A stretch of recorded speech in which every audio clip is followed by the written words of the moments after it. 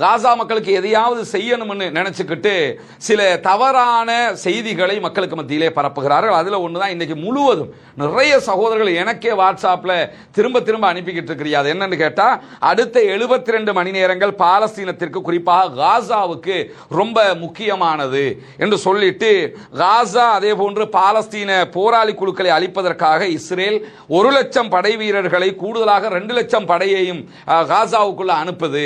இந்த நேரத்தில் முழு உம்மத்தும் கீழே இருக்கக்கூடிய ஒரு துவாவை ஓதுங்க. 72 மணி நேரத்துக்குள்ளாக ஒவ்வொரு துவாவையும் 10 மில்லியன் முறை கூட்டாக ஓத இலக்கு வைத்திருக்கிறோம் அப்படின்னு சொல்லி கீழே ஒரு பிரார்த்தனையை ஹஸ்புனல்லாஹு வ நிஅமல் வக்கீல் என்கிற அந்த பிரார்த்தனையை போட்டுட்டு என்ன பண்றாங்கன்னா, தயவு செய்து இந்த செய்தியை ஒவ்வொருவருக்கும் அனுப்புங்கள். அதே போன்று 10 மில்லியன் இலக்கை அடைவதில் உங்கள் பங்கை ஆற்றுங்கள். எதிரிக்கு திட்டங்கள் உள்ளன, அல்லாஹ் சிறந்த திட்டமிடுபவன் என்று சொல்லி ஜஸாக் அல்லாஹ் என்று சொல்லி போட்டு இந்த இமேஜ் என்ன பண்றாங்கன்னா, மற்றவங்களோட மொபைலுக்கும் ஸ்ப்ரெட் பண்ணுங்க அப்படின்னு சொல்லி போட்டுக்கிறாங்க. முதல் விஷயம் என்னன்னா, நம்ம எதை பண்றதா இருந்தாலும் அல்லாஹ் சொல்லி இருக்க வேண்டும், அல்லது அவனுடைய தூதர் முகமது நபி ஸல்லல்லாஹு அலைஹி வஸல்லம் அவர்கள் சொல்லி இருக்க வேண்டும். இதுதான் இஸ்லாத்தினுடைய அடிப்படை. குல் இன் குன்தும் துஹிப்பூனல்லாஹ ஃபத்தபிஊனி. குர்ஆன்ல அல்லாஹ் தஆலா முஹம்மது நபிக்கு என்ன சொல்லி காட்டானா, நபியே நீங்க அந்த மக்கள்கிட்ட போய் சொல்லுங்க, நீங்கள் அல்லாஹ்வை விரும்பினால், இன் குன்தும் துஹிப்பூனல்லாஹ், நீங்கள் அல்லாஹ்வை விரும்புகிறவர்கள் என்றால் ஃபத்தபிஊனி, நபியாகிய என்னை பின்பற்றுங்கள் அப்படின்னு சொல்லி போய் பிரச்சாரம் பண்ணுங்க. எனவே நம்ம எது பண்ணினாலும் அல்லாஹ் குர்ஆன்ல சொல்லி இருக்கிறானா, முஹம்மது நபி அவங்க சொன்ன செய்த ஆதாரங்கள் நபிமொழிகளில் ஆதாரபூர்வமாக பதியப்பட்டிருக்கிறதா என்பதை பார்த்து தான் செய்ய வேண்டும்.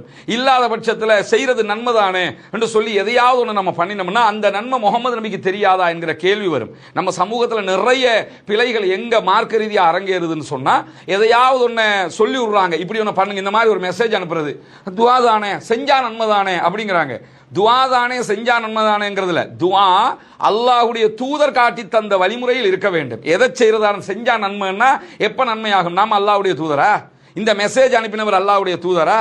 அப்படி கிடையாது. யார் அல்லாஹ்வுடைய தூதர்? முஹம்மது நபி ஸல்லல்லாஹு அலைஹி வஸல்லம் அவர்கள். எனவே எதை செய்தாலும் நம்ம அல்லாஹ்வுடைய தூதர் காட்டி தந்திருக்கிறாங்களா, திருமறை குர்ஆன்ல இது இருக்குதா, ஒன்றோ குர்ஆன்ல இருக்கணும், இல்லாட்டி ஆதாரபூர்வமான நபிமொழிகள்ல இப்படியான வழிமுறை இருக்கணும்.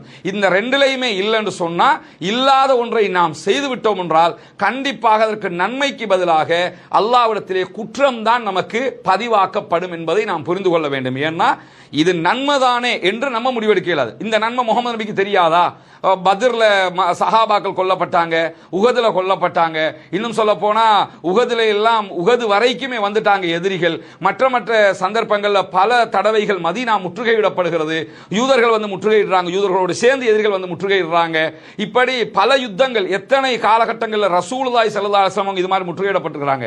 இந்த நேரங்கள்லாம் 1 மில்லியன் இந்த துவா ஓதுங்க, 2 மில்லியன் இந்த துவா ஓதுங்க, இத்தனை மில்லியன் அந்த துவா ஓதுங்கன்னு ரசூலுல்லாஹ் எதையாவது சொல்லி கொடுத்திருந்தாங்கன்னா, எஸ் ரசூலுல்லாஹ் இந்த யுத்தத்தில் இப்படி சுற்றி வளைக்கப்பட்ட நேரம் ரசூலுல்லாஹ் இப்படி ஓத சொன்னார்கள், ரசூலுல்லாஹ்வுடைய பல்லு உஹதிலே உடைக்கப்பட்ட நேரம் இப்படி ஓத சொன்னார்கள், ரசூலுல்லாஹ்வுடைய நெத்தில அம்பு வந்து தெச்ச நேரத்தில் இப்படி ஒரு துவா ஒரு 10 மில்லியன் ஓத சொன்னாங்க, 2 மில்லியன் ஓத சொன்னாங்க. இப்படி ஏதாவது வழிமுறை இருக்கும்னா இப்ப நம்ம காசாவுக்காக ஒரு 2 மில்லியன் இந்த வார்த்தையை ஓதுங்க அப்படின்னு சொல்லலாம். இது மாதிரி ஏதாவது ஒரு வழிகாட்டுதல் இருக்கான்னு கேட்டா இப்படி எந்த விதமான வழிகாட்டுதல்களும் கிடையாது சகோதரர்களே. எனவே இப்படியான செய்திகளை பரப்பாதீங்க. துஆ தானே என்று நினைத்துக் கொண்டு நன்மைக்கு பதிலாக நாம் அல்லாஹ்விடத்தில் குற்றத்தை பெற்றுவிடக் கூடாது.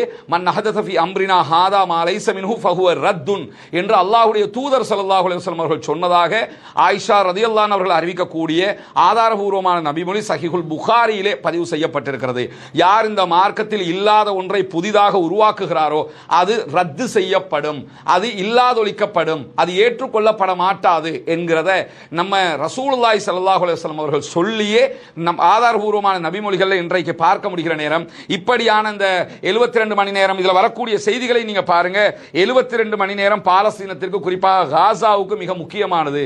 72 மணி நேரம் தான் முக்கியமானதா? இதுக்கு முன்னாடி வந்து 717 நாள் முக்கியமானதா? இதுக்கு பிறகு வரப்போற நாட்களும் முக்கியமானதுதான். அவ்வளவுக்கு அங்க சுற்றி வளைக்கப்பட்ட கடந்த 2 வாரங்களாக கித்தியோன் வேர்கன்ஸ் 2 என்கிற ஒரு பெயர்ல அவன் முழு ராணுவத்தை இறக்கி தாக்குதல் நடத்துறான். அதுக்கப்புறம் என்ன சொல்றாங்கன்னா, அடுத்ததாக 1 லட்சம் பேரை ராணுவத்தை இறக்க போறாங்க. இதுவரைக்கும் 60,000 பேரை இறக்கி இருக்கிறான். இதுக்கு பிறகு எத்தனை பேர் இறக்க போறானுங்கிறது எந்த அறிவிப்பையும் இதுவரைக்கும் அவங்க வெளியிடல. இது பிழையான தகவல். ரெண்டாவது 2 லட்சம் பேரை இறக்கிறதுக்காக கூடுதலாக குவிச்சுக்கிட்டு இருக்கிறான் அப்படிங்கிறாங்க. அப்படியான இந்த தகவலும் வரல. இதை எழுதினவர் சும்மா விட்டாடிச்சிருக்காரு. 2 லட்சம் பேர் 1 லட்சம் பேர் விட்டாடிச்சிருக்காரு. தயவு செய்து இப்படியான காரியங்கள்ல யாரும் ஈடுபடாதீங்க. மார்க்க விஷயத்தில் அல்லாஹ்வுடைய தூதர் காட்டியதை மட்டும்தான் நம்ம பரப்பணும். இப்படி ரசூலுல்லாஹ் எந்த யுத்த காலத்திலும் ரசூலுல்லாஹ்வே சுற்றி வளைக்கப்பட்ட தருணங்கள்ல கூட உஹது யுத்தத்தில் சஹாபாக்கள் பல பேர் விரண்டு ஓடிய சந்தர்ப்பங்கள் இருக்கிறது. ரசூலுல்லாஹி ஸல்லல்லாஹு அலைஹி வஸல்லம் அவங்களை ஒரு சில சஹாபாக்கள் மாத்திரமே சுற்றி வளைத்து பாதுகாத்துக் கொண்டிருந்த சந்தர்ப்பங்கள் இருந்தது. மறுபுறமாக காலித் இப்னு வலீத் ரலியல்லாஹு அன்ஹு அவர்கள் எதிரிகளோடு இருந்த டைம்ல உஹது யுத்தத்தில் சுற்றி வளைத்து பின்பக்கமாக வந்து தாக்கிய சந்தர்ப்பம் இருந்தது. அந்த நேரங்கள் எல்லாம் ரசூலுல்லாஹ் இப்படியான ஒரு துஆவை சொல்லி ஒரு 1 மில்லியன் டைம் ஓதுங்கன்னு சொல்லியிருக்கலாமே. அப்படி எங்கேயுமே எந்த சந்தர்ப்பத்திலும் சொல்லல. மதீனா சுற்றி வளைக்கப்பட்ட நேரத்திலும் சொல்லல. எனவே இப்படியான பொய்களை பரப்பாதீர்கள்.